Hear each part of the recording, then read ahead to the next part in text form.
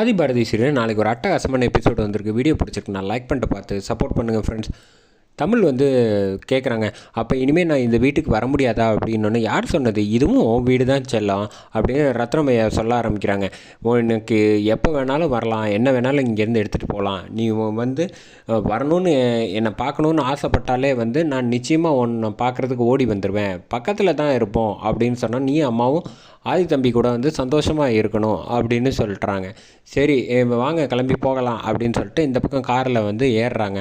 கரெக்டாக வந்து தனத்தை வந்து கேட்க ஆரம்பிக்கிறாப்புல மணி, என்ன நீங்கள் பிளான் போட்டு வந்து தோற்று போயிட்டீங்க, கடைசியில் கல்யாணம் நடக்கணும்னு முடிவு பண்ணிட்டீங்களா அப்படின்னோடனே, வேறு என்ன பண்ணுறது அப்படின்னு சொன்னோன்னே, நான் இந்த கல்யாணத்தை நடக்க விட மாட்டேன், துறையோட இந்த வீட்டில் தான் அவள் வாழ்வா, நான் வாழ வைப்பேன் அப்படின்னு வந்து அதிரடியாக சொன்னோன்னே, இங்கே பாருங்கள் நான் ஒன்று சொல்கிறேன்னு தப்பாக நினச்சிக்காதீங்க, எனக்கு என்னமோ என் தம்பி தான் வந்து இந்த கல்யாணத்தை வந்து நகர்த்தி கொண்டு வந்திருக்கான்னு நினைக்கிறேன், எனக்கு என்னமோ வாசு வந்து ஆதி கூட வந்து இருக்கான்னு எனக்கு சந்தேகமாகவே இருக்குது, நான் சொல்கிறத சொல்லிட்டேன் அப்படின்னோன்னா, அப்படிலாம் நடக்க வாய்ப்பு இல்லை, நீ போ அப்படின்னு காரில் ஏற சொல்லிட்டேன். ஆதி, உனக்குள்ளே வந்து வாசு இருந்தால் என்ன, இப்போ நான் மறுபடியும் வந்து என்ன செஞ்சோமோ அதை செய்ய போகிறோம் அப்படின்னு நக்கலாக சிரிக்க. இந்த பக்கம் வந்து ஆதி வீட்டில் காப்பு கட்டுறதுக்கு ஆதிக்காக வந்து எல்லா ஃபங்க்ஷனுக்கு வந்து தேவையான எல்லாம் ரெடி பண்ணிக்கிட்டு இருக்காங்க. சாரதாம்மா வந்து ரொம்ப கோபமாக விருப்பமே இல்லாமல் நின்றுட்டுருக்காங்க. அதே சமயத்தில் ரொம்ப நாள் கழித்து வந்து பவானியும் ஏறி ஏகாம்பரமும் 2 பேரும் வந்திருக்காங்க. என்ன கடைசி வரைக்கும் நம்ம வந்து இவ்வளோ தூரம் வந்து கல்யாணத்துக்கு சம்மதம் சொல்லிட்டாங்க, பையனுக்காக என்ன முடிவு வேணாலும் எடுப்பாங்க போல் இந்த சாரதாம்மா, நம்ம சொத்தை மொத்தத்தையும் ஜெயிச்சிடலான்னு பார்த்தா இந்த ஆதி வந்து உடம்பெல்லாம் சரியாக போயிடுச்சு, நம்மளால் ஒன்றும் பண்ண முடியாமல் போயிடுச்சு, நமக்கும் ஒரு சந்தர்ப்பம் வரும், அது வரைக்கும் வெயிட் பண்ணுவோம் அப்படின்னு பவானி பேசிக்கிட்டு இருக்காங்க. இந்த பக்கம் வந்து சாரதா கிட்ட வந்து, அக்கா நீ ஒன்றும் கவலைப்படாத அக்கா, எதுவாக இருந்தாலும் நம்ம பார்த்துக்கலாம் அப்படின்னு சொல்கிறப்ப ஆதி கரெக்டாக கீழே இறங்கி வந்துடுறாங்க. வந்தோடனே வந்து ஆதியை உட்கார சொல்கிறாங்க நம்ம ஐயர். உட்கார்ந்ததுக்கப்புறமேட்டுக்கு கரெக்டாக காப்பு கட்டணும், தாய்மாமனை வர சொல்லுங்கள் அப்படின்னோடனே, போப்பா ஏன் அறிவு பக்கத்தில் போய் உட்காரு அப்படின்னோன்னா, ஆதிக்கு வந்து மாலை போடுறாங்க. மாலை போட்டுட்டு வந்து அறிவுக்கும் மாலை போட்டுட்டு காப்பு கட்டுறாங்க. காப்பு கட்டி முடித்ததுக்கப்புறமேட்டுக்கு கரெக்டாக வந்து சாரதா அம்மா காலில் வந்து ஆசீர்வாதம், நல்லா இருப்பா அப்படின்னு சொல்கிறாங்க.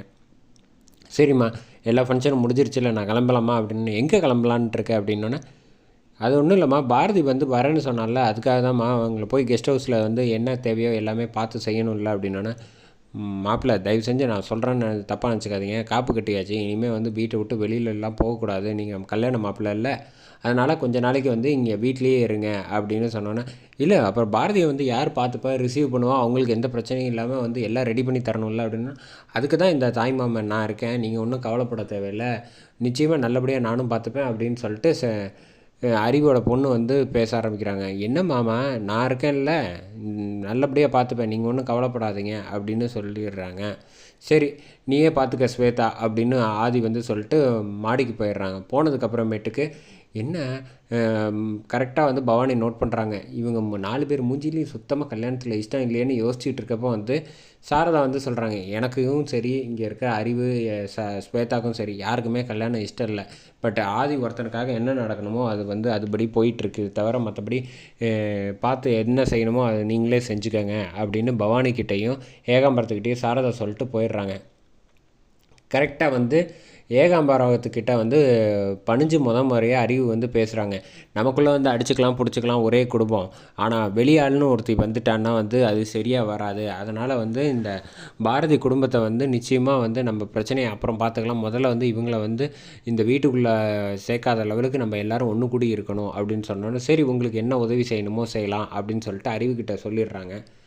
சொல்லிட்டு இந்த பக்கம் மேலே போனதுக்கப்புறமேட்டுக்கு இங்கே பவானி வந்து ஐடியா பண்ணுறாங்க, இவன்லாம் இப்படி வந்து இறங்குற ஆளும் கிடையாது, அந்த ஸ்வேதா வந்து லேசுப்பட்டவ கிடையாது, நம்மளை ஏற்கனவே ஒரு தடவை வந்து நேருக்கு நேர் மோதி பார்த்த அவங்க தான் இவங்க, ஏதோ ஒரு பெரிய திட்டம் ஒன்று வச்சுருக்காங்க, அந்த திட்டத்தில் வந்து நம்மளையும் வந்து சேர்த்துக்கலான்ட்டு சும்மா வந்து பணிஞ்சுக்கிறான், அதனால் நம்ம ஒரு ஐடியா பண்ணி வச்சுக்கணும், எதுக்கும் ஆதியை வந்து ஏதாவது ஒரு சின்ன சந்தர்ப்பம் கிடச்சாக்குள்ளே என்ன செய்யணும்னு நம்ம யோசித்து வச்சுருந்தோமோ அதை வந்து பிசிறு தட்டாமல் நம்ம வந்து செஞ்சு நம்மளோட லட்சியத்தை, இந்த சொத்தை வந்து அடைஞ்சிடணும் அப்படின்னு இவங்க யோசிச்சுட்டு இருக்காங்க.